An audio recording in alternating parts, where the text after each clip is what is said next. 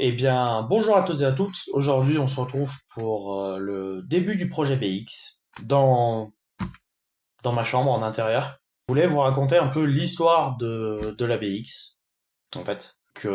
L'histoire entre guillemets, ce que je compte faire avec cette voiture et aussi pourquoi j'ai acheté ça. Donc, cette voiture, je l'ai achetée parce que j'avais envie de me lancer dans la restauration d'une voiture, surtout entre guillemets, c'est surtout ça. J'ai vu cette voiture et je me suis dit pourquoi pas essayer de restaurer celle-là. Donc cette BX que vous verrez après dans la partie a été arrêtée depuis 2008, donc quasiment bientôt 20 ans.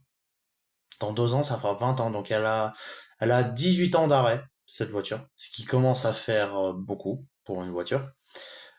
Pourquoi une BX? Parce que les sphères de suspension.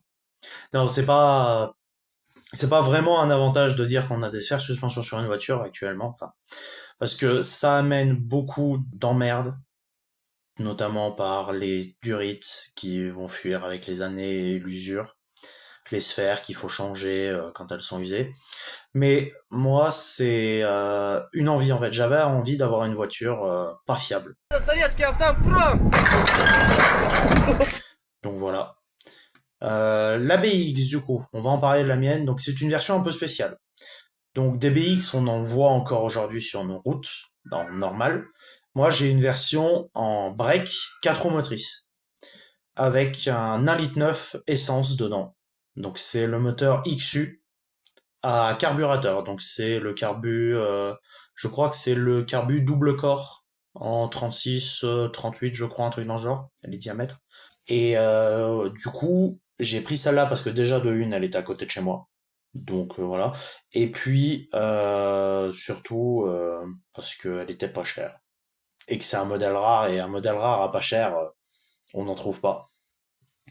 La BX, enfin celle-là c'est un modèle de 89, donc celle-là aura 40 ans en 2029, donc dans 3 ans. Ouais, c'est vieux. Et à la base, je cherchais même pas vraiment à acheter une voiture avec des sphères suspension. Je voulais une voiture ancienne en fait. Pourquoi est-ce que j'ai cette idée en tête? Même moi, je ne sais pas. Je préfère en fait une voiture ancienne parce que de une, je me dis moins d'électronique, moins de panne. Il y en a quasiment pas. J'ai même pas de calculateur moteur. J'ai pas grand-chose. Le problème de dire moins de pièces, donc ça fait plus légère, mais non, au final. Parce que la BX, le modèle que j'ai, fait quand même 1 tonne 100, donc c'est quand même assez lourd. Après, on a aussi d'autres choses qui viennent. L'hydraulique, qui fait que la voiture en elle-même n'est pas fiable. Enfin, elle est fiable, c'est juste faut l'entretenir. Et ça fait que du coup, par rapport à une voiture récente, au final, il y a, on va dire, quasiment le même nombre de pièces. Du coup, je vais vous parler un peu juste de Citroën en eux-mêmes et de la BX en elle-même. Parce que moi, du coup, je vous ai raconté mon histoire avec celle-là. Et donc, la BX a été lancée pour rattraper en fait l'échec de l'AGS et de la GSA en 70. Les premières versions de la BX dataient de 70, avec un compteur digitaux qui était magnifique, que j'aimerais monter sur la mienne, mais c'est compliqué à se trouver. Mais bon, ça va se faire. Après, on a eu plusieurs versions. On a eu la BX classique, du coup en 70, jusqu'à à peu près en 1980, où on a eu la BX 2, que en fait on connaît beaucoup plus aujourd'hui. Parce que les premières BX étaient pas forcément très très belles, et les deuxièmes plus carrées comme ça sont mieux en fait. De ce que je me rappelle, alors je connais pas tout sur la BX, hein, je sais que je me suis beaucoup renseigné. C'est à un moment en 70, Citroën a perdu son dessinateur de voiture, et du coup pour dessiner la BX ils ont appelé Berton pour dessiner la première BX, et après ils ont modifié du coup en faisant la BX 2. Enfin théoriquement c'est la BX 2 phase 1 comme moi j'ai du coup, et la première c'est la phase 1 BX1 phase 1, et après moi c'est la BX1 phase 2 je crois, ou c'est l'inverse, je sais plus trop, il y a tellement eu de modèles différents. Parce que du coup la mienne c'est une break en 4 roues motrices comme je vous l'ai déjà dit. On a eu des BX normales en 4 roues motrices aussi. En rallye, du coup, on avait la BX 4 TC avec un 2 litres turbo de chez Chrysler qui, sur les roues avant, c'était quelque chose. Enfin, elle était en 4 roues, mais ça en ligne, du coup, c'est quelque chose à voir quand même, ça. J'en ai jamais vu. J'aimerais en voir une un jour. Peut-être un jour. Dans un salon ou à l'époque Citroën, il faudra que j'aille y faire un saut. C'était une petite interlude pour présenter un peu la BX et pourquoi j'ai acheté ce modèle. Je vais revenir sur ce que je vais faire avec, là, tout de suite, cette voiture. Je vais la restaurer. Je vais la repeindre complètement. Je vais sabler toute la caisse, la repeindre, démonter toute la mécanique et tout refaire. Enfin, je vais pas refaire le moteur, parce que ça vous verrez dans la vidéo du démontage, où je vous filmerai l'intérieur du moteur, que j'ai déjà vu, et qui est neuf, quasiment. La voiture a 227 000 bornes et le moteur est neuf. Les moteurs d'avant sont fiables, ça fait 110 chevaux, ça a quasiment 2 litres de cylindrée, il n'y a pas de turbo, il n'y a pas de calculateur, il n'y a pas d'électronique. C'est juste de l'essence qui est balancée comme ça et qui brûle, il n'y a pas de catalyseur. Il y a tout pour rêver, hein. Donc c'est pour ça que j'ai celle-là. Je vous laisse avec toutes les présentations sur la voiture et dans quel état elle est. Et puis on se retrouve tout de suite. Bon, je sais pas si le son sera de bonne qualité, que c'est filmé au téléphone. Aujourd'hui, c'est la première vidéo du projet BX, du coup, que vous avez vu il y a quasiment bientôt 2 ans. Le trailer sur la chaîne. À attaquer ça, je vais vous dire ce que j'ai fait un petit peu parce que j'ai commencé à faire des choses et puis maintenant à partir d'aujourd'hui tout ce que je vais attaquer ce sera en vidéo parce que bah j'ai envie qu'on attaque ça et je vais vous montrer tout ça du coup.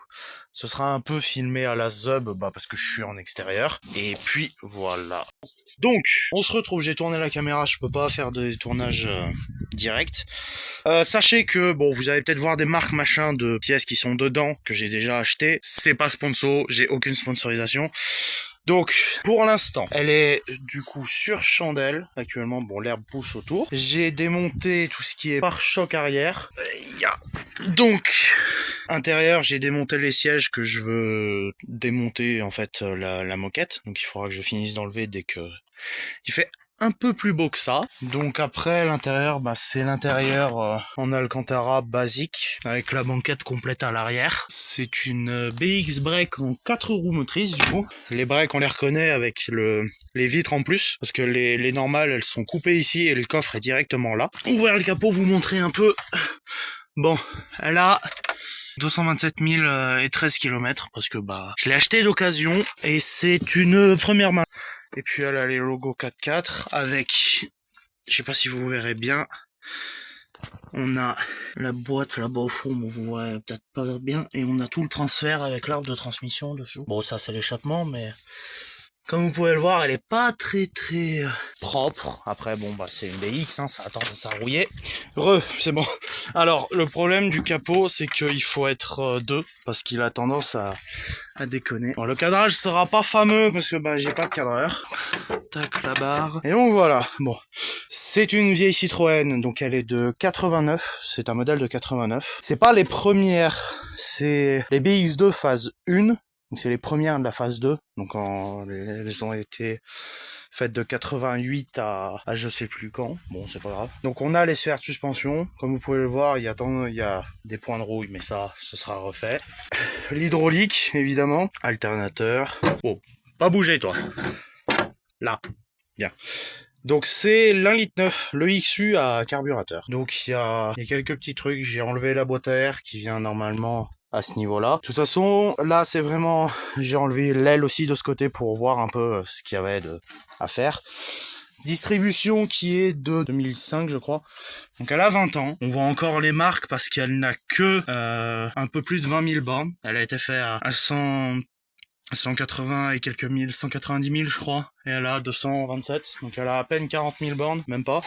Disque de frein, machin, bon, les disques devant, derrière. C'est vraiment une présentation au final cette vidéo, parce que là, il me manque un peu de matos pour faire ce que je veux faire, parce que du coup, là c'est la vidéo de présentation, donc c'est un peu, entre guillemets, le pilote du projet. Du coup, je vous reprends comme ça, ce sera mieux pour parler. Au final, l'objectif de l'épisode 1, que là ça va vraiment être une vidéo 15-20 minutes grand max, c'est de sortir le moteur, déjà, et en fait essayer de tomber tout ce qui est train avant. L'objectif en fait c'est d'enlever le moteur plus la boîte, avec la boîte de transfert qui est là-bas, peut-être pas bien voir, donc l'échappement, crémaillère, et en dessous vous voyez l'arbre de transmission qui va jusqu'à derrière, et l'objectif c'est d'enlever ça et tout ça, et après de venir, parce que vous voyez il y a les points de rouille, vous voyez, donc là c'est le support du pare-choc, il y a un gros carré qui vient là, et bah donc j'ai le carré sur le pare-choc, mais bon c'est pourri quoi, là ici. Mais j'ai trouvé les ailes, je les achèterai et puis je les changerai en vidéo.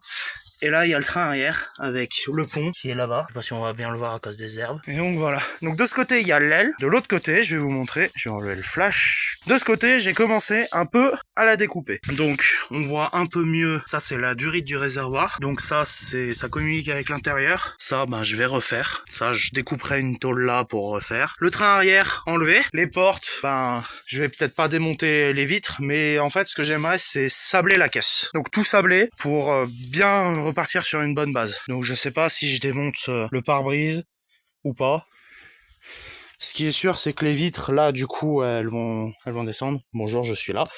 Le toit, j'ai déjà enlevé les barres. J'ai commencé un peu de ponçage pour voir, parce que je sais pas si vous allez le voir, mais elle est grêlée en fait. On le verra normalement. Là, vous voyez les points qui brillent.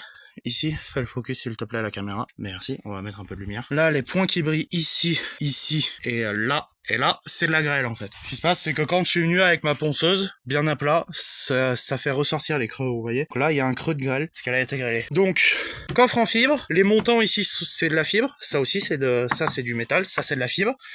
Le toit, c'est une tôle. Comme vous pouvez le voir, là, ça a rouillé un peu. Le capot, c'est pareil, c'est de la fibre. Les ailes avant, c'est de la tôle. Les phares, c'est du verre. Et puis, voilà. L'intérieur, comme je vous l'ai dit sur les premiers plans avant, l'intérieur est vraiment basique. Il n'y a pas spécialement d'options. Donc, on a le levier, machin. Donc, la commode centrale avec le blocage des différentiels. La poignée pour l'hydraulique. J'ai le poste d'origine qui est quelque part derrière. Ouais, il est là. Regardez sous le bordel. J'ai quelques pièces qui sont là avec un peu d'outillage pour refaire. Et puis après, le compteur classique quoi.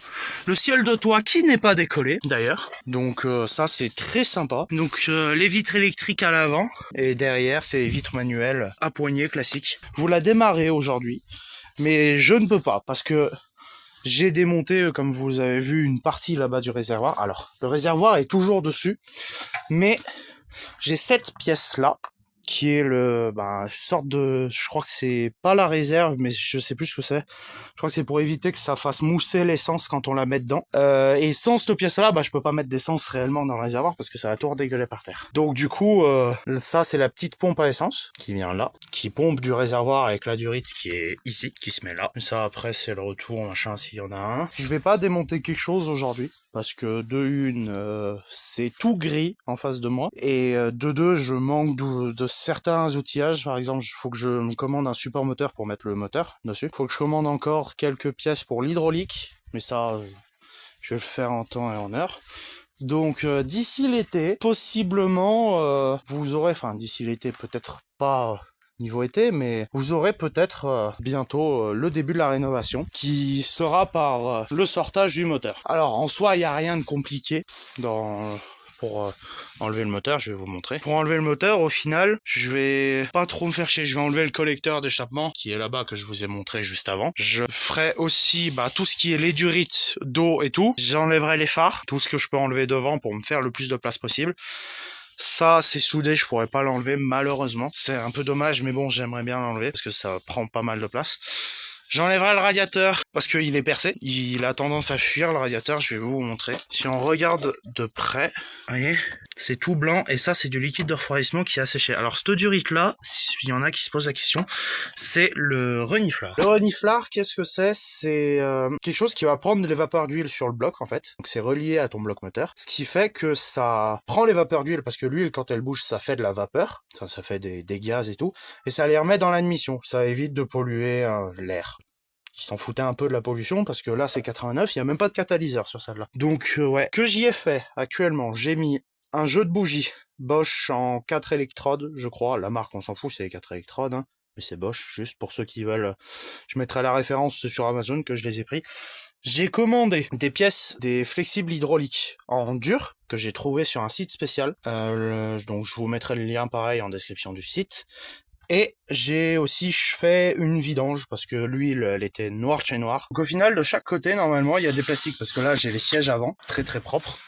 Ils sont pas déchirés pour 227 000. Franchement je suis très très content parce que c'est des pièces qui sont pas introuvables mais très chères. Et donc du coup de ce côté il y a des plastiques. Bah oui il y a le trou comme je vous ai dit dans l'aile du coup. Donc ça ce sera refait aussi.